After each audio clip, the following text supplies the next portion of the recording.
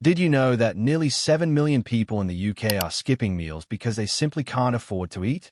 Or that 1 in 3 households are struggling to pay their energy bills, even when working full-time? It's not just the cost of living anymore, it's the cost of surviving. For millions of Brits, life has quietly shifted from tough to nearly impossible. You work hard, you do what you're told, and yet everything keeps getting more expensive. Food, rent, bills, even breathing feels taxed. So what's really going on? Is it just inflation? Or is there something much bigger at play? A slow economic squeeze that's crushing the middle class and pushing working people to the edge? In this video, we're diving into the 10 most shocking reasons why Brits can't afford life anymore. Some of them might sound familiar, but others will absolutely surprise you. And trust us, you need to know them all. Number 1. Wages stuck, costs rising. For over a decade, wages in the UK have been stuck in neutral, always going backwards when you factor in inflation. According to data from the Office for National Statistics, real wages today are still lower than they were in 2008. That means, even if your paycheck shows a slight increase, the actual value of your income, what it can buy, has dropped significantly. You're technically earning more, but you can afford less. It's like running on a treadmill that keeps speeding up while your legs are tied down. At the same time, living costs are soaring in almost every direction. Rent prices are breaking records, energy bills have doubled in some areas, and even basic groceries are becoming luxuries. The price of a weekly shop has jumped by over 20% in just the last 2 years. So, while the headlines might talk about economic growth, many families are still having to choose between heating their homes or feeding their kids. The problem isn't that people aren't working hard. It's that their work no longer stretches far enough. This growing gap between income and expenses has created a silent crisis. People are taking on second or third jobs, dipping into savings that don't exist, or racking up credit card debt just to get by. Meanwhile, politicians talk about recovery and progress. But for the average person, it feels like survival. The system tells you to save, invest, plan for the future. But how can you do that when your paycheck disappears the moment it hits your account? This isn't just a short-term problem. It's the first sign of a deeper, long-term shift that's making life unaffordable for more and more Brits. And sadly, this is only the beginning. Number 2, the housing trap. For many Brits, the dream of owning a home is just that, a dream. In reality, it's becoming one of the biggest financial burdens of modern life. House prices in the UK have more than doubled since the early 2000s, while wages have barely moved. That means, for first-time buyers, getting on the property ladder now often requires not just savings, but family help, sacrifices, and sometimes a miracle. Even renting isn't a relief, with average monthly rents hitting record highs in cities like London, Manchester, and Birmingham. Many are spending over 40% of their income just to keep a roof over their heads. This isn't just a market issue, it's a generational divide. Older generations bought homes when prices were manageable. Now, they are watching their property values soar while younger people are locked out of ownership altogether. According to a recent report by the Resolution Foundation, people under 35 are half as likely to own a home as they were just 2 decades ago. That's not just frustrating, it's destabilizing. With little hope of owning property, younger Brits are delaying families, careers, and any long-term financial planning. And the problem goes deeper than cost alone. Poor housing conditions, overcrowding, and insecurity in the rental market are on the rise. Many renters are stuck in contracts with no stability, facing yearly rent increases without any improvements to living standards. Buying a home doesn't offer much peace either. Mortgage rates have spiked since the Bank of England began raising interest rates, leaving many new homeowners paying hundreds more each month than expected. Whether you rent or buy, the housing system has become a trap, a slow, relentless drain on income that leaves little room for savings, security, or peace of mind. Number 3, energy bills out of control. Energy used to be a background cost, something most people paid without thinking twice. But in recent years, it's become one of the most painful bills to open. From 2021 to 2023, the average energy bill in the UK more than doubled, pushing millions into what's now being called fuel poverty. According to National Energy Action, over 6.5 million households in the UK were struggling to afford to heat their homes properly, even during the coldest months. This isn't just inconvenient. It's dangerous. Vulnerable families, the elderly, and children are being forced to live in freezing conditions, simply because they can't pay to stay warm. The reasons behind this surge are complex but unavoidable.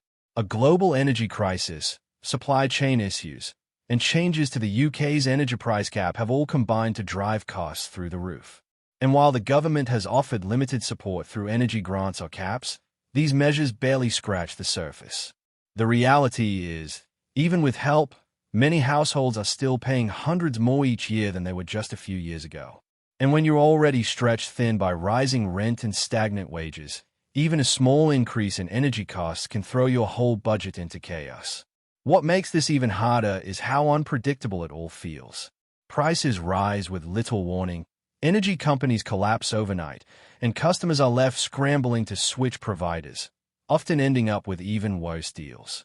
There's a growing sense of instability when no one feels in control of their basic utilities anymore. And when heating your home becomes a monthly dilemma, it's not just about comfort. It's about dignity, safety, and the growing sense that everyday life in Britain is slipping out of reach, one cold, expensive bill at a time. Number 4. Food prices are breaking budgets. There was a time when £30 could fill up a shopping trolley. Now, it barely covers the basics.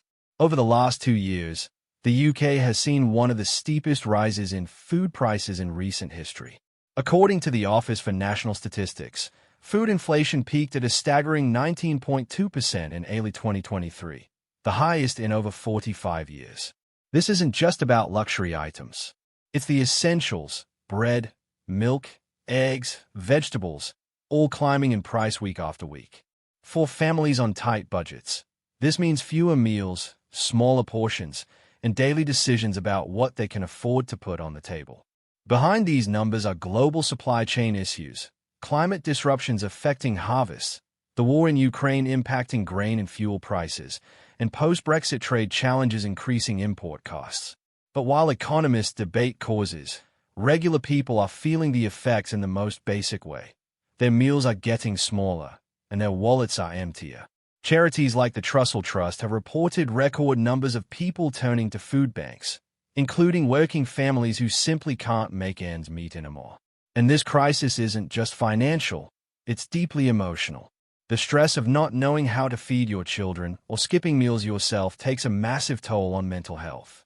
Parents are cutting back their own food to feed their kids. Elderly people are relying on tea and toast to get through the day. When food becomes a luxury in one of the world's richest countries, it signals something deeply broken in the system.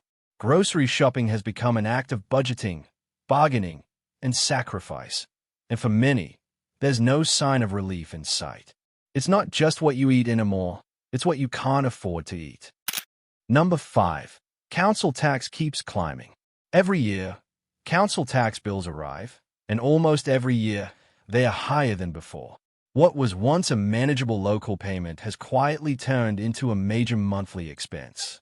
In 2024 alone, most councils in England increased council tax by nearly 5%, the maximum allowed without a local referendum. For many households, especially in areas with already high living costs, this means paying an extra £100 to £200 per year just to keep accessing basic local services, or in some cases, to see those services cut entirely. The frustration isn't just in the amount, it's in what people are getting in return. Bin collections have been reduced, libraries are closing, roads are left with potholes, and community services have been slashed. In many areas, residents are paying more but seeing less. Local authorities argue they're struggling to cover rising costs due to years of government funding cuts. But for the average person, it feels like being taxed for a system that's no longer working. It adds another layer of financial pressure on top of already inflated housing, food, and energy costs. What makes council tax particularly tough is that it's unavoidable. There are no deals to switch to, no discounts for loyalty, and very limited help for those struggling. If you fall behind, The penalties are harsh, from court summons to bailiffs. The system is unforgiving. And it's not just homeowners who suffer. Even renters indirectly pay through higher rent, as landlords pass the cost along. In a time when every penny counts, council tax has become one more drain on household budgets. Another reminder that the cost of simply existing in the UK is rising fast, and that even the things that were once predictable now come with a sting in the tail. Before we dive into the next reason, we'd love to hear from you. Which of these struggles have hit you the hardest? Drop it in the comments below. And if you appreciate the effort we put into these deep dive videos, hit that subscribe button. It's free, and just one click helps us keep going. Number 6. Transport is costing more than ever. Getting from point A to point B in the UK has become an expensive task, whether you're relying on trains, buses, or your own car. In early 2024, regulated rail fares in England rose by 5.9%, following years of consistent increases. And that's just for starters. Many commuters now spend hundreds of pounds each month on train season tickets, only to deal with delays, overcrowding, and unpredictable cancellations. For those without access to reliable public transport, running a car isn't much better. Fuel prices remain high, insurance premiums are soaring, and new clean air zone charges in major cities like London, Manchester, and Birmingham are hitting drivers hard. Public transport, once viewed as a more affordable and eco-friendly alternative, now feels like a financial burden, especially for people who live outside of major cities where services are less frequent and more expensive. And the irony is, even as prices go up, service quality seems to go down. Trains are late, buses get cancelled, and infrastructure investment often feels like a distant promise. In many rural areas, people are being effectively cut off. Either they can't afford to travel, or the transport simply isn't available. That isolation impacts job opportunities, education, and even access to healthcare. What's most frustrating is that this isn't just a personal inconvenience. It's a systemic issue that directly affects quality of life. People are being forced to factor in transport costs when deciding where to work, live, or study. Parents are struggling with school runs. Young professionals are rethinking city jobs that require expensive commutes. And with wages failing to keep up, every train fare hike or petrol increase eats further into already stretched budgets. In a country where movement is becoming a luxury, the cost of transport is quietly reshaping everyday life. Number 7. Debt is becoming a way of life. Across the UK, debt is no longer just a safety net. For millions, it's become a lifeline. With wages stagnating and living costs rising, more people are turning to credit cards, loans, and buy now pay later schemes just to keep up with everyday expenses.